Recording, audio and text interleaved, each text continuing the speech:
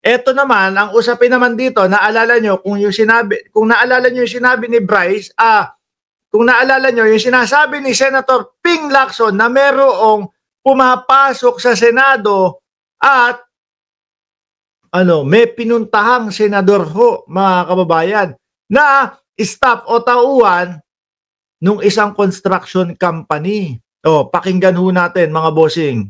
Tina B, shout out. Jose, and I am appearing before this committee in my capacity, in my personal capacity, and as a representative of WJ Construction. I came before this committee with humility and respect. Sandali lang ho, mga boss, ha? Para kumpleto. Ito yung tatanungin ni Jinggoy. Si Jinggoy humingi. Mga boss, sabi niya, Mr. Chair, pwede ba akong humingi ng extra oras, no? Mga 15 minutes para mas maipaliwanag ko. Since kasi meron sinasabi si Bryce na dawit ako at si Senator Joel Villanueva, etc. Ganyan, di ba? Nagpapaliwanag lahat. Siguro mga 3 hanggang 5 minuto yung pagpapaliwanag o yung pagbabasa nung script ni Jinggoy na ginawa niya ho, mga kababayan. Tapos, ang nahalata ko lang dito, mga bossing, mga boss, pagkabasa ni Jinggoy, rerektahin ng tatanungin si Madam. No, rerektahin ng tatanungin si Madam. Ngayon po, bago pa matanong, stop muna, baka pwedeng basahin ko. Yun nga yung babasahin niya. Baka pwedeng basahin ko muna itong ginawa ko na, kumbaga, script niya bago mag-umpisa. Pakinggan nyo ho mismo yung pinaka ginawa niyang salaysay ho, mga kababayan.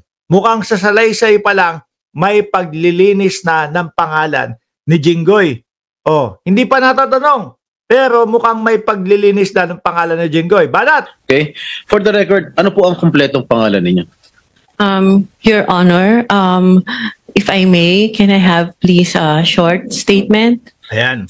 I hope you will not deduct it from my time. Hindi. Kasi yung responses hindi kasama. Go ahead, please. Yes, Your Honor. Yes, I am Mina Jose, and I am appearing before this committee in my capacity, in my personal capacity, and as a representative of WJ Construction. I came before this committee with humility and respect to share the truth. First of all, I thank the committee through the leadership of our chairperson, Honorable Senator Panfilo Lacson, for giving me this opportunity to explain my side. Today, I wish to clear not only my name, but also the name of WJ Construction and those personalities who have been unfairly dragged in this controversy. Diyan pa lang, mararamdaman mo na, no? Hindi pa tinatanong. Ramdam mo na lilinisin na yung pangalan nila. I wish to clearly state first that to the best of my knowledge, Beng Ramos is not and have never been a staff of Senator Jinggoy Estrada or any senator or congressman. I have known her only as a staff of the Blue Ribbon Committee, particularly the Broom. And as far as I know, Beng is a dedicated government employee who has never been involved in any controversy, especially in this anomalous flood control projects that Ade Bryce mentioned in the congressional hearings. And as for myself, I speak from the depth of my heart that I have never engaged in any illegal activity. I have never given.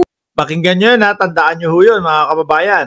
Never engage in illegal activity. Mapapagalitan to ni Erwin Tulfo mamaya. Nor receive any money from any public official or government employee, including this Mr. Bryce Hernandez. Thus, I strongly deny his accusations, the baseless and malicious accusations he threw against me and WJ Construction during the congressional hearing. WJ Construction, which my partner and I have devoted decades of honest work to build, has always stood on the strength of its good reputation. We have completed numerous private and government projects, no ghost projects, no substandards. Our clients can attest to the quality of the work and the integrity with which we conduct ourselves. Ang haba pa. Ang haba pala nitong ano niya, salaysay niya. Sige, tuloy. Sabi ni Julie Rafael, dapat hindi muna nandiyan sina Villanueva at Jinggoy para hindi takot ang testigo at akusado para malaya silang nagsasalita. Agree ako dyan, ma'am. Agree ako dyan. Oh. Everything I know and all that I can share in this hearing, to the best of my knowledge, have been fully narrated in the affidavit that I have submitted to the committee. Ito ulit. Sabi ni Ma'am Carmen M., tama ka, Mark. Ang analysis mo, orchestrated, nangyari. Mukhang merong sweeping hearing ang nangyaring saving us for Jinggoy and Joel. Hindi kaya dahil, syempre, magkakasama sa Senado. Pero, sige, ganyan muna lang tayo. Hanggang ganyang isip muna tayo. Huwag muna nating husgahan ng todo. I am here today to affirm those truths, to defend my integrity, and to stand firm for the good name of WJ Construction, which represents not only my family's livelihood, but the honest labor of the many people who have worked for us. I'm sorry, Your Honor. So, Patapos na yan dyan. Naiyak na siya eh. thank you so much. Thank you, Ms. Mina. Itong affidavit dated September 17, ito ba'y malaya mong ginawa at walang nagpwersa o nananakot sa'yo para gawin ito? Wala po, Your Honor. Actually, I made the narrative myself and just asked my lawyer to please prepare it in a legal format. Okay. Kayo ba nangongontrata sa DPWH? Yes, Your Honor. Alright.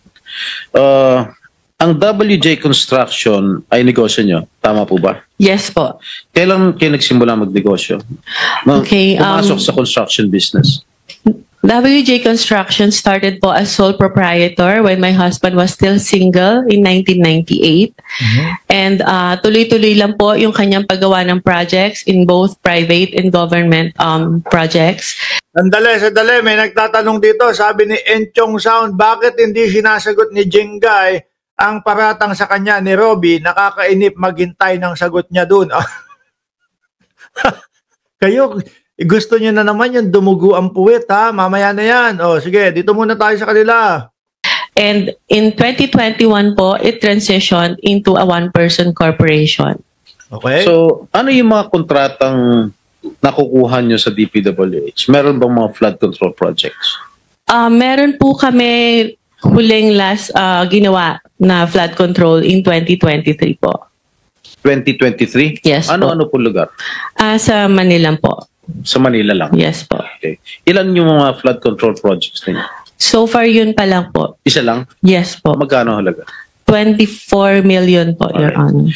Okay. Sabi po ni Senate President Pro Temp Senator Ping Lacson in one of his interviews mentioned that you were in the Senate premises on August 19. Tama po ba? I was there, Your Honor. You were Yes, here? Your Honor. Yes po, Your Honor. Ano po ginagawa niyo rito? I was invited to Ito na. Pakinggan ho natin, mga kababayan. Ito yung mainit-init na. do an ocular of the supposed project po na dapat gagawin ko po sa office ng isa pong senator. Sino po? Uh, Pwede ba malaman kung Your Honor, if I may, it was already stated in the affidavit po that I have submitted, and with due respect, sana po not to name na lang po the good senator because he's not really involved naman po in any of this. I know. Erwin, sabi mo na, si Erwin Tulfo yan. I know that Senator, I vouch for his credibility and Opo. integrity also. So, yung ba ang unang pagkakataon mo na pumunta kay rito sa Senado? Nagpupunta na po ako dito in the past, Your Honor. In the past? Opo. Ano ginagawa niya in the past dito? Matagal na po yun, nung senator pa po yung ninong ko, si Joker Arroyo. Kasi po, bumibisita po ako sa kanya and yung mga kaibigan ko po sa Broome. So, sino-sino mga pinupunta? Senator Jinggoy, Siguro, siguro close na close sila ni Joker Arroyo, mga kababayan. Kaya talaga, yung ninong ko, nung sa kasal, sa binyag, o kung saan, yung mga ninong ko, hindi ko na ho nabibisita eh. Siguro ito, close na close ho doon sa kanyang ninong dati. Kaya, labas-masok at lagi siyang nandoon sa Senado. fairness to all the senators, not only those present here. I would suggest that Ms. Jose or Mrs. Jose should identify kung kaninong office siya nagpunta. Ayan. Okay. Sabihin mo na, Erwin Tulfo! Senator Erwin Tulfo po. Ano po naging sadya niyo sa office niya?